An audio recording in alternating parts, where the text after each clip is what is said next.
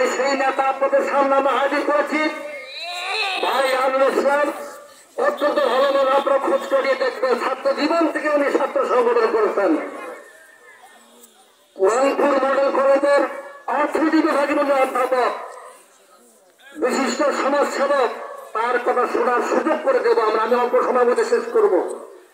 আমি আপনাদেরকে বলতে চাই, আমরা আল্লাহ আনুগত্য এবং রসুলের আনুগত্যকে সামনে রেখে নেতার আনুগত্য করতে চাই। যে নেতার আনুগত্য করলে পরে আমাদের নীতি হবে, আমরা ওই নেতা আনুগত্য করতে চাই না। যে নেতা আনুগত্য করলে কোনো হবে এই করে আমরা করতে চাই না। কথা বলে ঠিক কিনা? আর একটা কথা বলে আমি শেষ করবো। কিয়ামতের দিন মানে দুটো দল আছে, একটা হলো ডানপন্থী দল, একটা হলো বামপন্থী দল।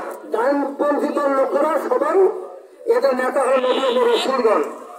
নবী এবং রসুলগণের পদাঙ্ক অনুসরণ করে যত নেতা হবে দেশে দুনিয়ায়, এদের নেতৃত্বে সমস্ত নেতা এবং কর্মীরা শুভাকাঙ্ক্ষীরা জান্নাতে প্রবেশ করবে।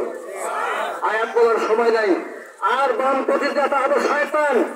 এই শয়তানের পদাঙ্ক অনুসরণ করে যত নেতা পৃথিবীতে আসবে, দেশে আসবে, সমাজে আসবে, এই নেতার অনুসরণ, নেতার আনুগত্যশীল যত নেতা হবে, কর্মী হবে, শুভাকাঙ্ক্ষী হবে, সহযোগী সদস্য হবে, যারা তাদের সাথে হবে, ওদের নেতৃত্বে কিয়ামতের দিন জাহান্নামে চলে যাবে।